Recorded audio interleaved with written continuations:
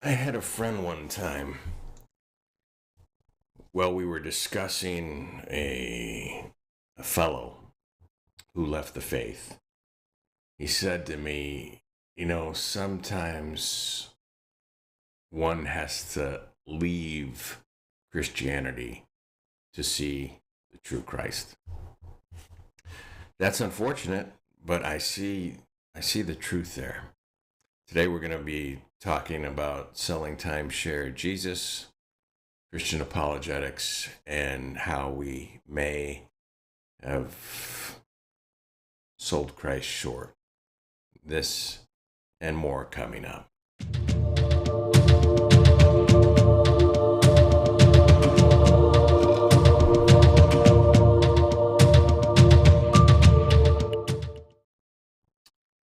How much does culture, and when I say culture, I even mean the background we have in our particular faith or denomination. This doesn't actually just pertain to Christianity, but because it's my experience, I want to start from there. How much does that affect or shape our faith? Recently, I was sitting with my wife and we were listening to a conversation with Robert Sapolsky, Stanford University, behavioralist. I don't think he'd call himself that, but he studied baboons for 33 years, and that gave him a unique insight into the human beings. And he was telling how culture can shape generations of individuals. And of course, not just going back to grandpa or great grandpa, but going back really far in time. And he told these couple anecdotes that I'd like to share with you right now. The first one starts at the University of Michigan. A professor named Nesbitt invited a bunch of grad students for an experiment. And as far as they knew, they were supposed to go to, building X and meet in lecture room C, and they knew where that was. And as the graduate students made their way to the building, there was this kind of a narrow hallway to get to the lecture hall. And what they didn't know, these grad students who volunteered for the experiment, what they didn't know is the experiment wasn't going to take place in the lecture hall or the laboratory or whatever. It was actually taking place on their way to it. The experiment that Nesbitt set up was to have the person who volunteered kind of intercepted in the hallway by kind of a bully, right? A large kind of like hulking man would be walking through the hallway, and he would intentionally bump into the student who's thinking he's going to the experiment, not knowing he was being studied in that moment. And this fellow would bump into them, catch their shoulder, and he'd turn over his shoulder and say, "Watch it, a-hole." Forgive me, it's a Sunday, I know, but that was part of the experiment.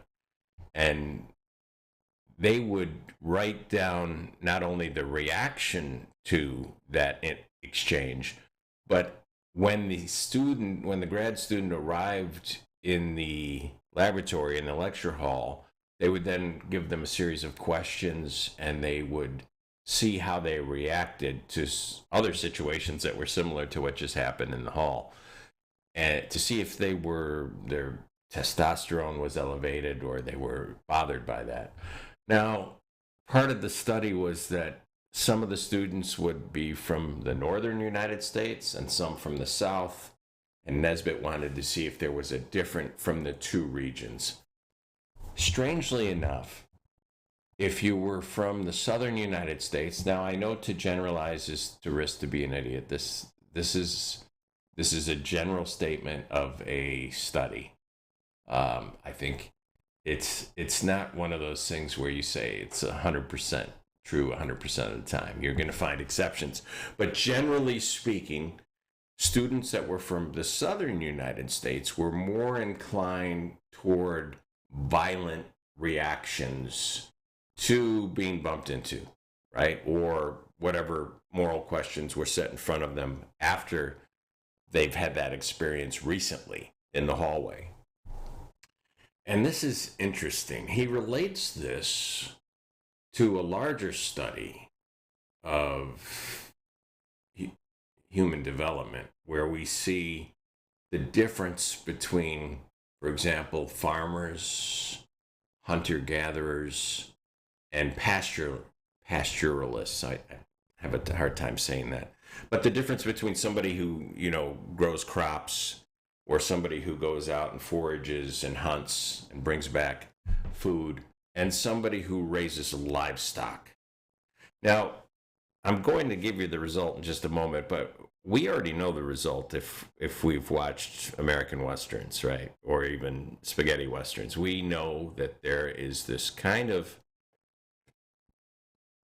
forgive me, inbred hostility between the farmers and the ranchers, right? Over the land. We might not know why, but this is part of it. This larger study showed that pastoralists, people who raised livestock, and this is, back in the day, were also more given to violence, because what they did is they set up an honor code.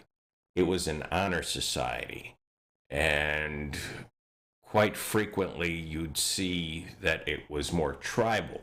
We got ours, you got yours, and people and there would be raids between, pastoralist neighbors to steal their livestock. In the American West, we called it rustling, and you could be hung from the neck if you were caught rustling steer or stealing horses.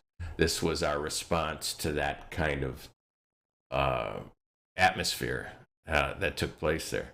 So what Sapolsky puts together is that, this idea of the Southern gentleman in the South, kind of a myth, because what really happened was these pastoralists from Ireland and Scotland, these crazy Irish Scots, the very same people that the Roman Emperor Hadrian had to build a wall between Roman occupying force and the crazy Scots who would put the Romans on their menu, who would cannibalize Roman soldiers if they traipsed north of the wall.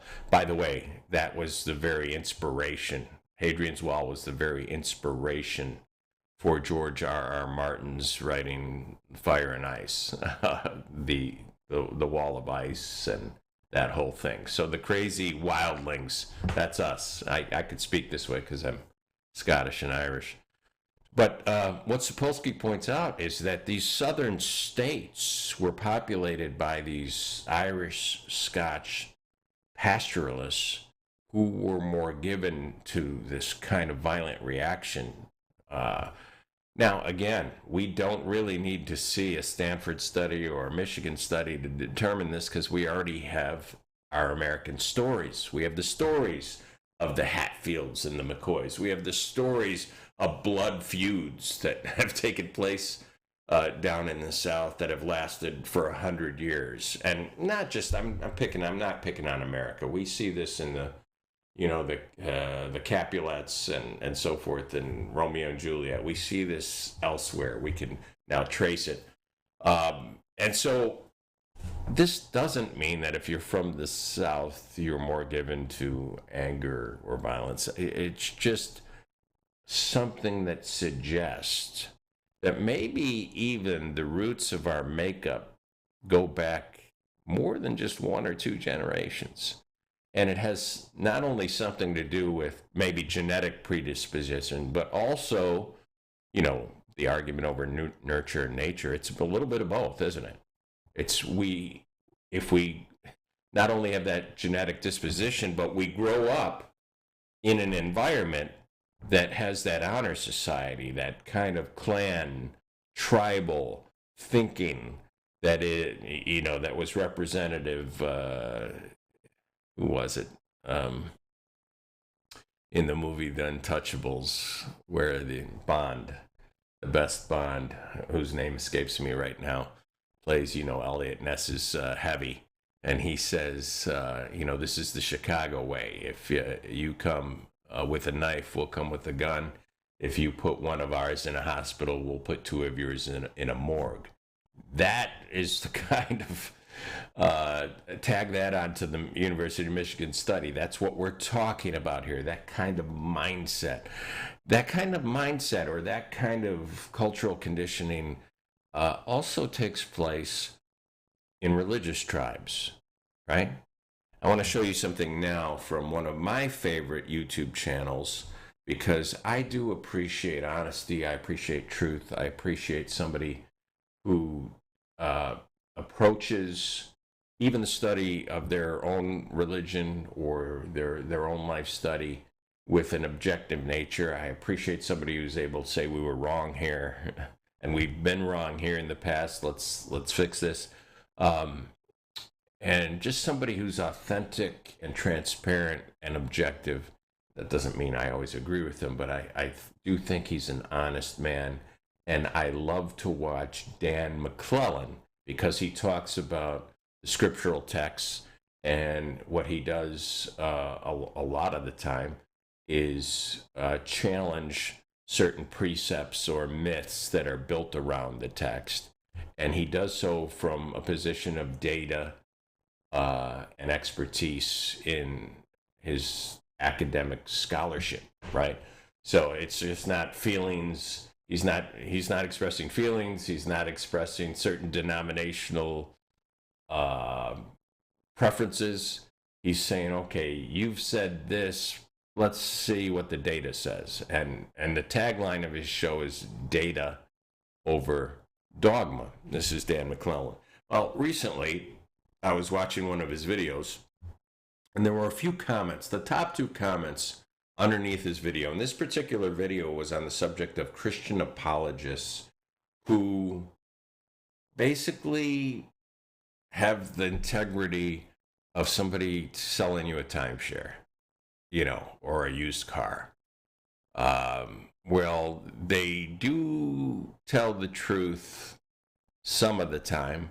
It's not the whole truth and nothing but the truth. And some of them don't even tell the truth. So it gets embarrassing. And I thought, for a while, am I the only one I'm reading these guys? And this is supposed to be the best answer we have for critics, for skeptics? This answer? It would be better if we just said, look, we don't know. Or look, that's an enigma to me as well. And I have hope to find an answer to that. But right now I don't have one. It would be better to say that than to give a swarmy,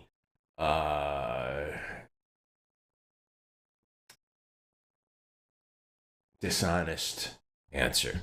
So anyway, I share this with you now. These are the first two comments under a post where McClellan takes on some claims of a Christian apologist. And the first comment was, hearing highly respected Christians give the worst arguments you've ever heard is what started my path to deconversion. You see, many people think that it is atheism or atheists or skeptics who lead people down the slippery slope, and kind of like a Pied Piper type thing, where the view is that people are so gullible.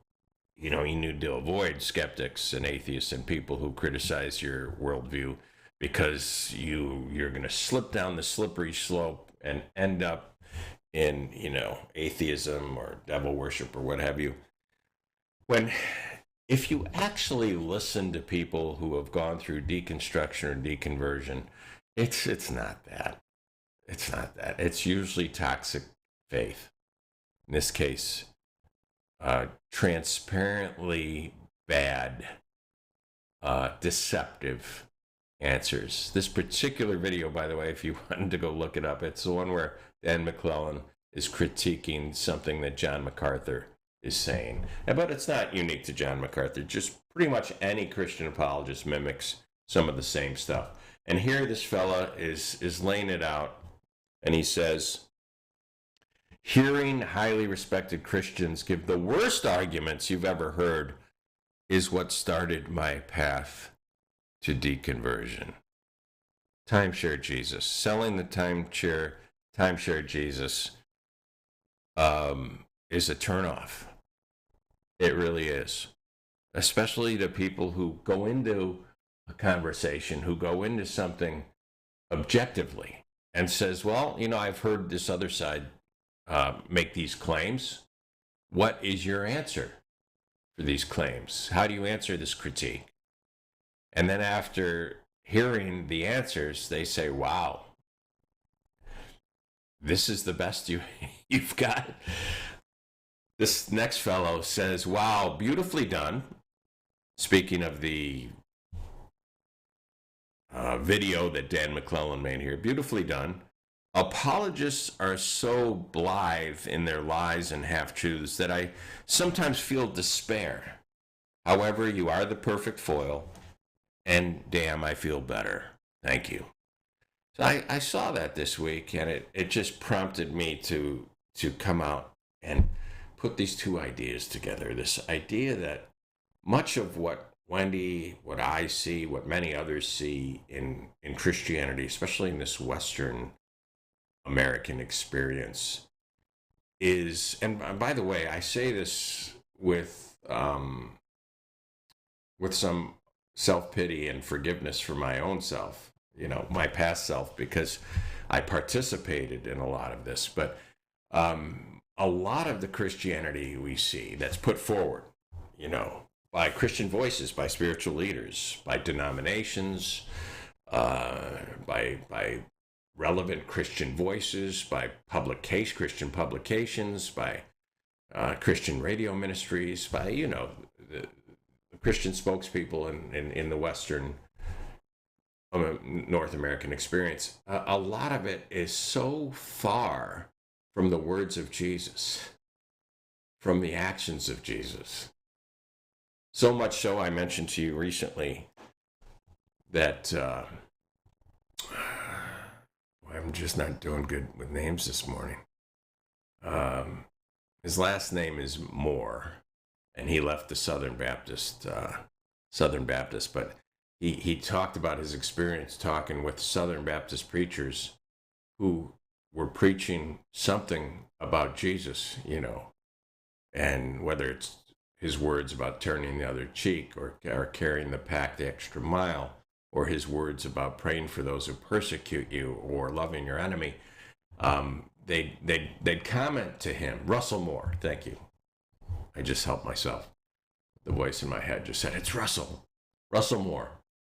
And Russell Moore said these pastors would come up to him and they'd tell him from different parts of the country, from, they weren't all together prodding one each other. He said at different points, as he's visiting Southern Baptist churches around the country, he'd have these men come up to him, these pastors, and say, strangest thing has happened in the last 10 or 15 years that, we'll be preaching the words of Christ from the Gospels, the very words and actions of Christ, and someone will come up afterwards and berate us. They'll say to me, where'd you get that? That's liberal pablum. And they'd make they'd throw out a political statement about what he's teaching from the pulpit about Jesus. And these pastors would say, those are the very words of Jesus. And then somehow they were received as some kind of leftist political or anti-American political statement. That's how they were received. Christians who don't even know the words, the deeds, the influence of Christ. This happened to me personally at one time, and I heard I heard it secondhand, but I'm not going to say any names right now. Just somebody mentioned to me, because the last 3 years of my ministry, Wendy and I really focused on the love of Jesus and the love of Christ. And we knew it would be very hard to introduce the very red church that I had led for 17 years. As a cultural warrior myself, as a Christian nationalist myself, it would be very hard to lead that group of people out of Plato's cave. And so I said to Wendy, I didn't know I'd only have 3 years left. It just turned out to be that when we decided to move out to Arizona. But I said, I am gonna major on Christ and the love of Christ. And we knew it would be difficult, but I had talked about loving your neighbor and how that works out in everyday America, how that should look in everyday America. I had talked about that one Sunday, and it got back to me that this elderly Christian woman, and believe it or not, she happened to live in the South, but this elderly Christian woman, when she heard me deliver this sermon, because they used to listen in their home, she said, love my neighbor, like with disgust, like that ain't happening.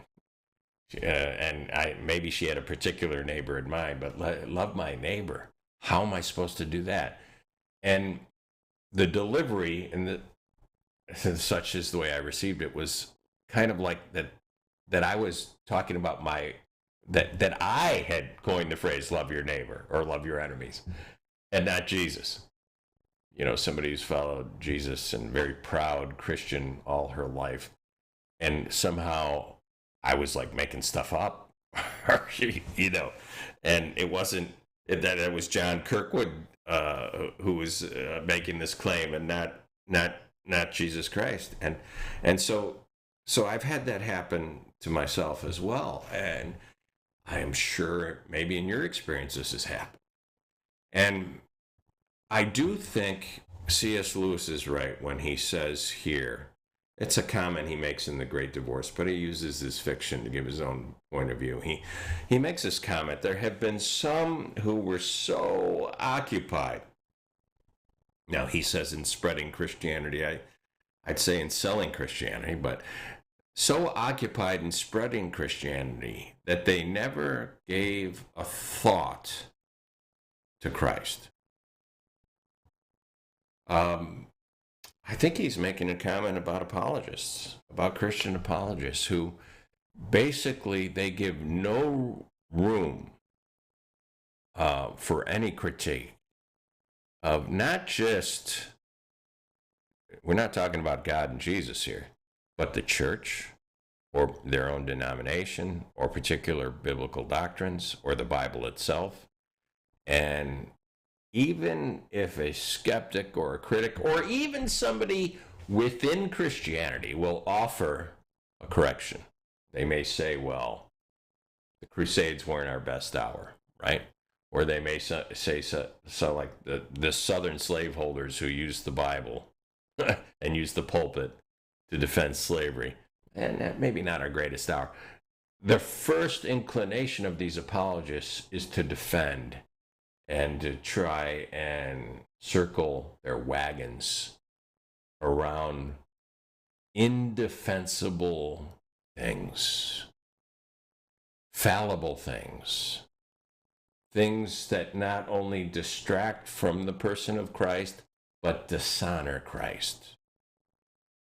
And yet, all of a sudden, it's a part of our celebrated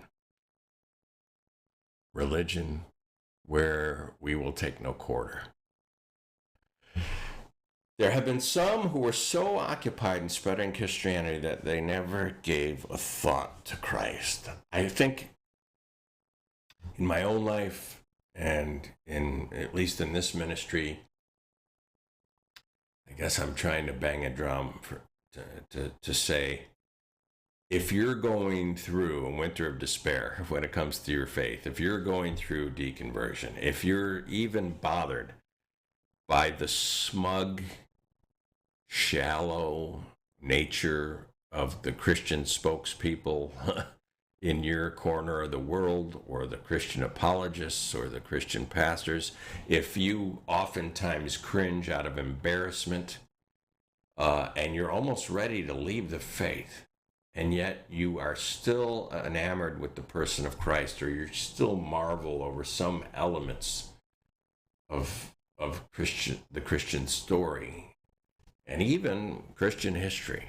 I mean, there are certain places where there actually have been Christians who bring glory to God by their actions, by their sacrifice, by their unconditional love. So I'm not just beating up the faith like I'm one of the new atheists here. I understand. If you were one of those victims of that dread disease, leprosy, and Father Malachi tended to you when all the world, including some of your own closest family members, were indifferent to you or considered you dead already, and you realize that Malachi was tending to you because he loved somebody named Jesus Christ, that's marvelous. Same thing with Teresa of Calcutta, the same thing with average Christians who stop along the road of life and do something magnificent and magnanimous and really breathtaking. It's where you see the Holy Spirit in, for example, a Celebrate Recovery meeting. And you don't just see it, you feel it. You leave that meeting, and you might be an ardent atheist, but you leave that meeting and you say, there was something there. And I can't describe it with natural expressions.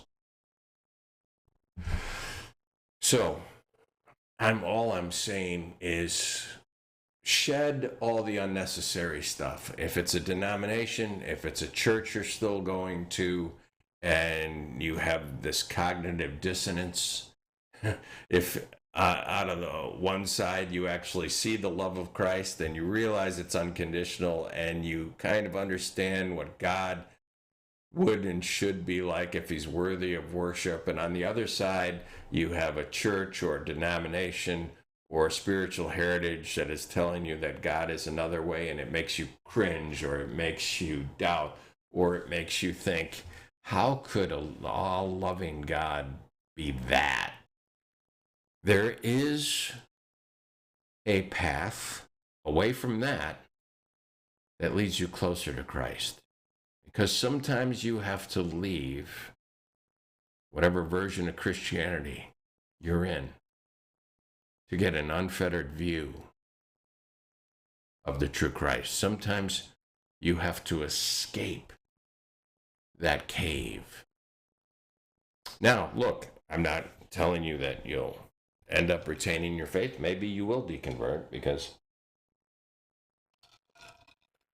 not all our experiences are the same. However, you know that you can't exist in the status quo, because you may not know what's true. This is how enlightenment comes, friends. First, it comes with knowing what isn't true. First, it comes with an accounting of where you're at, and you say, something ain't right here. Something smells. Something, the guy's trying to sell me this car, but when he turned over the engine, that sound it made, that didn't sound like a smooth running engine. Or when I test drove it around the block, it seemed like it was slipping between gears. If you feel like your relationship to your religion is one of those timeshare things where you accept a free vacation because you're a cheap son of a bitch. I'm sorry, but that's who does this. You accept the free vacation thinking you're going to job them, right? Oh, I'll take this free vacation. All I have to do is sit for 3 hours and listen to a pitch. I'd rather not take the free vacation because I don't want to sit for the 3 hours listening to the pitch. But if your version of faith and Christianity seems like you're sitting in that timeshare meeting where they're pressing you hard, it's not a soft sell, it's a hard sell. And they want you to sign on the line and they're telling you how fabulous it's going to be. And you're starting to sweat because you're not good at saying no. You're just good at saying yes to stuff like free vacations. If that's your religious experience, if that is your experience in the faith, take a step back. Leave the room. Gather yourself. Don't open your checkbook. Strip it down to the bare basics. Now, I want to say, and people say I critique the church all the time. Well, I'm part of the church, but I'd like to offer one critique to the ardent skeptics of Christianity who try to say, well, yeah, Jesus existed and he lived and he died. But, he's not this, he's not that. He may not have said this, he may not have said that. I understand that there's probably stuff in the Gospels. Well, we already know that there's stuff in the Gospels that is inaccurate. We already know that John 8, for example, the story of the adulterous woman is maybe your favorite story that wasn't in the original Bible because it was added centuries later. Okay. It still may have been true of Christ, but it would have been word of mouth. But it wasn't originally in the Gospel of John. So we know that there might be some variance. We don't know for 100% certainty. But one thing's for sure is the atheist or the skeptic never gets beyond, well, we don't know if Jesus said this, so let's just throw it out. Well, let's not. Let's just look at what was said and weigh that. But I would say this to you.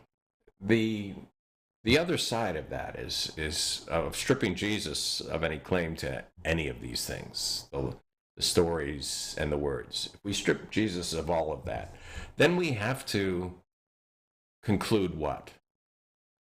Well, we could all agree on the people who wrote the Gospels were literate Greeks. So a group of literate Greek authors, right, who wrote the Gospels wanted to give this dead Jewish carpenter credit for saying these marvelous things, for acting in this way and speaking truth to power. They didn't want any of the credit themselves. Maybe it was a literate Greek decades later who said, what would be a great story? This.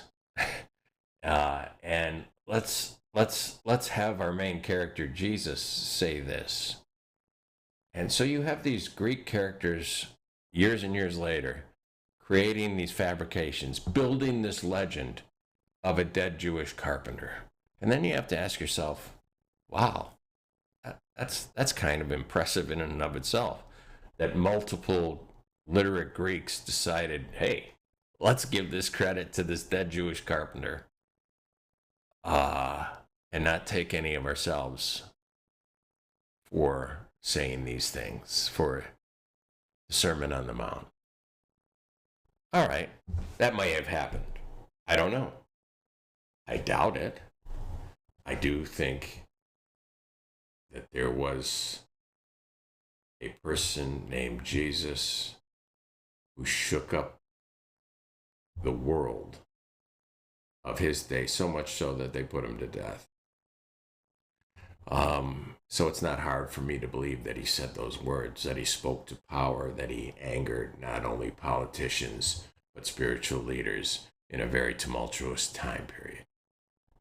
But even so, if it's just a cadre of literate Greeks who said those magnificent things, it doesn't take anything away from the beautiful ideas that are present there, and you still cannot dismiss them. You still have to weigh them. Christ said this himself. You don't believe the works, believe the words. You don't believe the words, believe the works. They come together.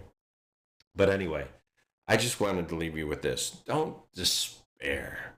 If you still love the Jesus story, if you still love the words, you still look back over those highlighted passages in your Bible, and it brings you peace and it inspires you.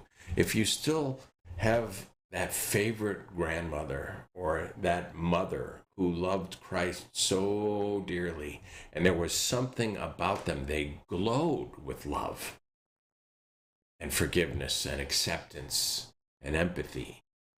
That was real. It was true. That was inspired. That's the inspired word of God. You didn't see your mother or your grandmother. You saw God through them. What a magnificent blessing we can have in life to be that person for others. All right, I'm missing Peyton today. I'm going to close now. There's no artwork for you folks, but maybe next week. Love you all. Thanks for listening.